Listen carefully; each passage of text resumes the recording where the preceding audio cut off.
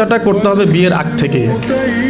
প্রথম যে চিন্তাটা করতে হবে সেটা হলো যে আপনি যদি অবিবাহিত হয়ে থাকেন তাহলে আপনি কিছুটা লাভবান এই লেকচার শোনার পর। আর যদি আপনি বিবাহিত হয়ে থাকেন তাহলে আপনাকে আবার রিফর্ম করতে হবে চিন্তাটাকে।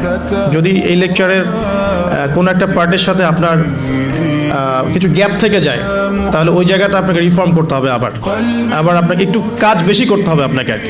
আর যারা বিয়ে করেন নাই এখনো তারা বেশ লাভবান এখন, বোথ আমাদের সিস্টার্স এবং ব্রাদার্স। তো প্রথম জায়গাটা হচ্ছে যে আমাদের চিন্তাটা হবে এমন, যদি আমরা অবিবাহিত হয়ে থাকি, যে আমার লাইফের একটা এইম আছে, একটা অ্যাম্বিশন আছে।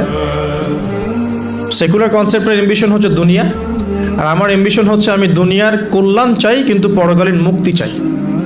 এই হলো আমার ইসলামিক কনসেপ্ট, যে আমি দুনিয়ার কল্যাণ অবশ্যই চাও। দুনিয়াতে আমি একটা বাসস্থান আমার দরকার, একটা জব দরকার আছে, আমার ডিগ্রি সার্টিফিকেটসের দরকার আছে, আমার ব্যবসা বাণিজ্য দরকার আছে, কেরিয়ারের দরকার আছে, কিন্তু আমার উদ্দেশ্যটা হবে পরকালীন স্বার্থ বজায় রেখে দুনিয়ার মুসাফিরের এই জীবনটা কাটিয়ে দেয়া। এখানে সব কিছু পূরণ হবে না, সব স্বপ্ন পূরণ হবে না, আর সব স্বপ্ন পূরণ হয়ে গেলে দুনিয়াটাই জান্নাত হতো আর কি। আর দুনিয়াতে সব কিছু পাওয়া যাবে না বলেই এটা দুনিয়ার কোনো কিছু স্থায়ী নয়। এখানকার সুখও স্থায়ী নয়, এখানকার কোনো কষ্টও কিন্তু স্থায়ী নয়। যে কোনো সিচুয়েশনই পড়ি না কেন চিন্তা করবো যে এটা স্থায়ী নয়, এটা চলে যাবে, হোক কষ্ট অথবা সুখ। আর এর এক্সাম্পল তো নবী সাল্লাল্লাহু আলাইহি ওয়াসাল্লাম দিয়েছেন ওই যে মৃত গাধার সাথে। তোমরা কি কেউ 1 দিরহামের বিনিময়ে এই গাধা ক্রয় করবে? সাহাবীরা বলেছেন যে 1 দিরহাম কেন, বিনামূল্যে দিলেও কেউ ক্রয় করবে না। তো আল্লাহ রাব্বুল আলামিনের কাছে দুনিয়ার মূল্য এতটুকুই। অন্য হাদিসে এসেছে যদি একটা মাছির দানার পরিমাণও মূল্য থাকতো দুনিয়ার আল্লাহর কাছে, আল্লাহ পাক কাফের মুশরিকদেরকে 1 ফোঁটা পানি পান করতে দিতেন না। আবার আরেকটা হাদিস এসেছে আঙ্গুল চুবিয়ে দেওয়ার কথা মহাসাগরের মধ্যে, সেখানে আঙ্গুল বের করলে যতটুকু লেগে থাকে হাতে সেটা হলো দুনিয়া, বাকিটা পরকাল। সো একজন স্মার্ট মানুষ, হিউম্যান বিং বা মুসলিম, সে কখনোই দুনিয়ার স্বার্থটাকে মুখ্য করে দেখবে না। তো আমরা যারা ইসলামিক আইডিওলজি নিয়ে চলাফেরা করি, আমরা দুনিয়ার কল্যাণটা চাবো কিন্তু পরকালীন মুক্তি নিশ্চিত করতে হবে। তো প্রথম কথা কি, concept of the ambition of লাইফটা ঠিক করতে হবে। সেটা সূরা আলে ইমরানের 185 নম্বর আয়াতে আছে। আল্লাহ রাব্বুল আলামিন বলেছেন, বা'দা আউযু বিল্লাহি মিনাশ শাইতানির রাজিম, ফামান যুহযিহা আনিন নার ওয়া উদখিলাল জান্নাতা ফাকাদ ফাজ। কিয়ামতের দিন যাদেরকে পুলসিরাত পার করানো হবে, জান্নাতে প্রবেশ করানো হবে, জাহান্নাম থেকে নিষ্কৃতি দেওয়া হবে, ফাকাদ ফাজ, সে তখন সফল হলো। মানে সে তখন চূড়ান্ত সাফল্য অর্জন করবে, এর বাইরে কোনো সাফল্যের ডেফিনেশন নাই। তো বিয়ে করেন আর নাই করেন, আগে কনসেপ্টটা ঠিক করতে হবে যে আমি আমার সাফল্য বলতে কি বুঝাচ্ছি। এখন যদি দেখেন যে আপনার এই ফিলোসফির সাথে বর্তমান লাইফ লিডিংয়ের পার্থক্য দেখা যাচ্ছে, তাহলে প্রথমে তওবা করে ফিরে আসতে হবে। এবং তওবা করার জন্য শুধু মুখ থেকে আস্তাগফিরুল্লাহ ওয়া আতুবু ইলাইহি পড়া যথেষ্ট নয়, খালেসভাবে, একনিষ্ঠভাবে ওযু করে, সালাত আদায় করে, চোখের পানি ঝেড়ে দিয়ে আল্লাহ রাব্বুল আলামিনের কাছে রাতের অন্ধকারে বলতে হবে আস্তাগফিরুল্লাহাল্লাযী লা ইলাহা ইল্লা হুয়াল হাইয়ুল কাইয়্যুম ওয়া আতুবু ইলাইহি, অথবা আল্লাহুম্মা আনতা রাব্বী লা ইলাহা ইল্লা আনতা খালাকতানি আনা আবদুক ওয়া আনা আলা আহদিক ওয়া ওয়া'দিকা মাস্তাতা'তু আউযু বিকা মিন শাররি মা সানা'তু আবুউ লাক বিনি'মাতিকা আলাইয়া ওয়া আবুউ বিযানবি ফাগফিরলি ফাইন্নাহু লা ইয়াগফিরুয যুনুবা ইল্লা আনতা। এখন তো প্রোটেস্ট্যান্ট ভার্সনের যুগ, এই কারণে আধ্যাত্মিকত্ব, মারেফত এগুলো মানুষ খুব একটা বোঝে না। এই কারণেই আলী রাদিয়াল্লাহু আনহুর একটা কথা পড়ে আসলাম, সেটা হচ্ছে তিনি বলছেন, তাকে বলা হচ্ছে শেষ জীবনে গিয়ে যে আপনার কি কোনো কষ্ট আছে জীবনে? আপনার কি জীবনে কোনো কষ্ট আছে? কারণ তার জীবনটা কিন্তু ঈর্ষণীয় জীবন। মানে অন্যান্য সাহাবীরা হয়তো ইয়াং এজে গিয়ে ইসলাম কবুল করেছেন, ইসলামের জন্য অনেক খেদমত করেছেন, বাট আলী রাদিয়াল্লাহু আনহুর জীবনটা এমন যে তিনি একদম চাইল্ডহুড থেকে, ফ্রম দ্য ভেরি বিগিনিং, তিনি রাসূল সাল্লাল্লাহু আলাইহি ওয়াসাল্লামের একদম ডান পাশে ছিলেন।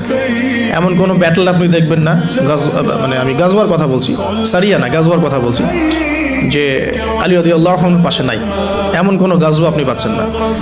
এমনকি তিনি জ্ঞানে, আমলে, আধ্যাত্মিকত্বে একজন সমৃদ্ধ মানুষ ছিলেন। তাকেও শেষ বয়সে খারেজিদের হাতে নিহত হতে হয়েছে। তো তাকে বলা হচ্ছে আপনার কি কোনো কষ্ট আছে জীবনে? আলী রাদিয়াল্লাহু আনহু বলছেন যে আমার কষ্ট একটাই, কি আল্লাহ পাক আমাকে যে ইলম দিয়েছেন, রাসূল সাল্লাল্লাহু আলাইহি ওয়াসাল্লামের সোহবতে থেকে আমি যে মারেফত অর্জন করেছি, মানে আধ্যাত্মিকত্ব অর্জন করেছি, এটা বিতরণ করার মতো উপযুক্ত কোনো পাত্র পেলাম না। তার মানে প্রোটেস্ট্যান্ট ভার্সনে শরীয়ত আপনাকে শুধু হুকুম আহকাম দিচ্ছে না, এটা করতে হবে এটা করতে হবে না, এর ভিতরে রিজনগুলো কি, এর ভিতরে মারফতগুলো কি, আধ্যাত্মিকত্বের বিষয়গুলো কি, সেগুলো কিন্তু সবাই বুঝবে না। এই কারণে আসলে মারফতের কথাগুলো সবার সামনে বলাও ঠিক না, হয়তো জাহেলরা সেগুলো বুঝতে পারবে না। তো আসুন যেখান থেকে আলোচনা শুরু করেছি ওখানে ফিরে যাই, যে আমরা আমাদের লাইফের এইমটাকে ঠিক করে তওবা করে ফিরে আসবো। তওবা করে ফিরে আসলে পরে শুধু প্রোটেস্ট্যান্ট ভার্সনে মুখে মুখে আস্তাগফিরুল্লাহ পড়াটা যথেষ্ট না, মন থেকে ফিল করতে হবে এবং জীবনের যে পাপগুলো আমি করে এসেছি এগুলোকে রিকভার করতে হবে।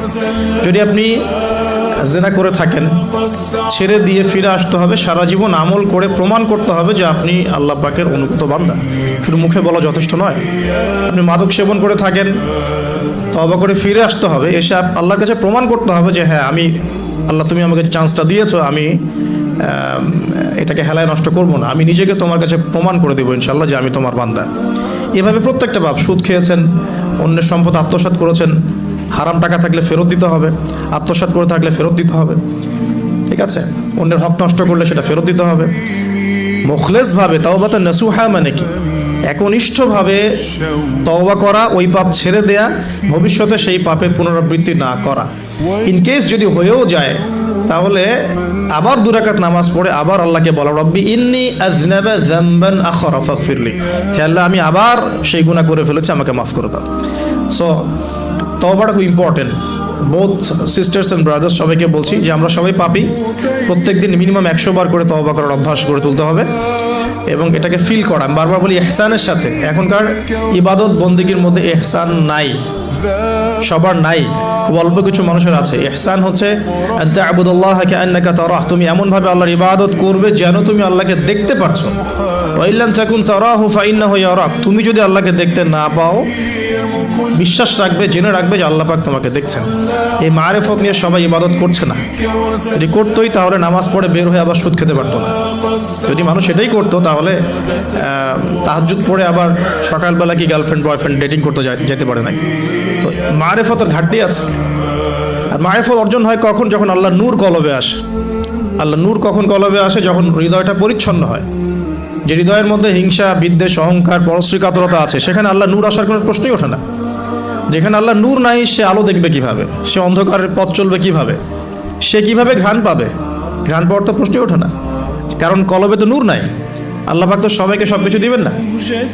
তো এখন আসুন যে আমরা যদি তওবা করে ফিরে আসতে পারি, এখন আমি আমার লাইফটাকে গুছিয়ে নিব। লাইফটা গুছাতে গেলে আমার লাগবে এডুকেশন। এখন আমার এডুকেশন সেক্টর যেটাই হোক, আমাকে ইসলামিক এডুকেশন আবার শিখতে হবে। এর বেসিক যে সিলেবাসটা আছে এটা আমাকে কভার করতে হবে। কিভাবে করবেন এটা আপনার চ্যালেঞ্জ। এটা আপনি মাদ্রাসায় করতে পারেন, আপনি ইসলামিক ইউনিভার্সিটিসগুলোতেও পড়তে পারেন, বা আপনার যে সেকুলার ইনস্টিটিউশনে পড়ছেন সেখানে পড়েও প্রাইভেটলি যে কোনোভাবে হোক আপনাকে এটা কভার করতে হবে। এটা আপনার চ্যালেঞ্জ। এটা কিভাবে বাস্তবায়ন করবেন সেটা সিচুয়েশন ডিফার করবে, মানুষের সবার একরকম হবে না। দ্বিতীয়টা হচ্ছে আমল বাড়িয়ে দেওয়া এবং সুন্নত নফলগুলোতে শক্ত পাবন্দ হওয়া, আর কি রাসূল সাল্লাল্লাহু আলাইহি ওয়াসাল্লামের সুন্নতে শক্ত পাবন্দি নিয়ে আসা, হালাল রিজিকের সোর্স ফর্ম করা, পাশাপাশি আপনার সৎ কাজের আদেশ করা, অসৎ কাজে নিষেধ করা, দাওয়াতি কাজে সময় দেওয়া, আল্লাহর রাস্তায় সময় দেওয়া, দিনকে এগিয়ে নেওয়ার জন্য ছোট ছোট প্রকল্প প্রজেক্ট হাতে নিয়ে ইসলামের কল্যাণে কাজ করা। তো এই প্রত্যেকটা কাজ জড়িত হয়ে আছে এখন ফ্যামিলি ডেভেলপমেন্টের সাথে। আর পরিবার একটা চ্যালেঞ্জ, এবং আপনার পরবর্তী লেগেসি রেখে যেতে হবে, সন্তানও প্রতিপালন করতে হবে। তাহলে পরিবার এবং বিয়েটা একটা বড় ফ্যাক্ট। এখন যারা আমরা বিয়ে করি নাই বা করে ফেলেছি, তাদের এখানে একটা চ্যালেঞ্জ আছে, সেটা হলো আপনার পরিবারটাকে জান্নাতি পরিবার রূপে গড়তে হবে। এখন গড়তে হলে কি করতে হবে? ধরেন আমি ধরে নিচ্ছি আপনি বিয়ে করেন নাই। প্রথমত আপনার বিয়ের ক্ষেত্রে কোনো প্রকার ভুল করা যাবে না। বিয়ের ক্ষেত্রে আপনার কোনো রকমের ভুলের কোনো অবকাশ নাই। অবকাশ নাই বলতে বোঝাচ্ছি যে যখন আপনি বিবাহিত নন তখন আপনার কাছে বিয়েটা একটা ফ্যান্টাসি, যে বিয়ে করতে হবে, বিয়ের আলোচনা শুনলে মুখে হাসি চলে আসছে, কিন্তু বাস্তবতা কিন্তু এমন নয়। যদি আপনি এই ডিসিশন নিতে ভুল করেন, আদর্শ পরিবার গড়াটা খুব ডিফিকাল্ট হবে, এবং পরবর্তী লেগেসি সন্তান প্রতিপালন ইসলামিক প্যারেন্টিংসে অনেক বেগ পেতে হবে আর কি। তো বিয়ের ক্ষেত্রে রাসূল সাল্লাল্লাহু আলাইহি ওয়াসাল্লাম যেটা বলেছেন যে তোমরা অবশ্যই দিনদারিতাকে প্রাধান্য দিবে। এখানে যদি তার সৌন্দর্য থাকে, সে দেখতে সুন্দর হয়, বংশ ভালো হয় এবং অর্থবিত্ত থাকে, এটা তো আপনার নূরুন আলা নূর, আলোর উপরে আলো। যদি এটা নাও হয় তারপরে আপনাকে দিনদারিতা প্রাধান্য দিয়েই বিয়ে শাদী করতে হবে। এই জায়গায় কোনো রকম কম্প্রোমাইজ করতে যায় না, বা এই ব্যবসায় ভুল করলে আপনি সারা জীবন লস খাবেন আর কি। ঠিক আছে? আর যারা বিয়ে করে ফেলেছেন কিন্তু দিনদারিতার ঘাটতি আছে, তাদের জন্য সবর ছাড়া কোনো অপশন নাই। সবরের মধ্য দিয়ে ঠান্ডা মাথায় স্ত্রীকে বা স্বামীকে ওয়াজ নসিহত করতে করতে করতে, দোয়া করতে করতে, আল্লাহ যদি কোনো দিন হৃদয় বা কলবকে পরিবর্তন করে দেন, ইনশাল্লাহ আপনিও আপনার পরিবারটাকে আদর্শ পরিবার করতে পারবেন ইনশাল্লাহ।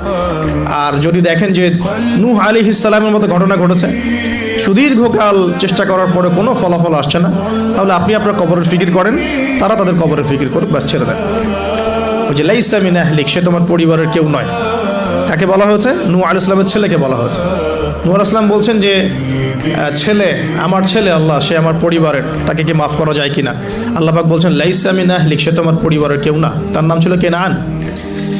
এখন ধরে নিলাম যে আপনি বিয়ে করেন নাই, তাহলে আপনার সিদ্ধান্ত হবে এখান থেকে ইসলামিক প্যারেন্টিং করার জন্য আপনাকে দিনদারিতাকে প্রাধান্য দিয়েই স্বামী বা স্ত্রী চুজ করতে হবে।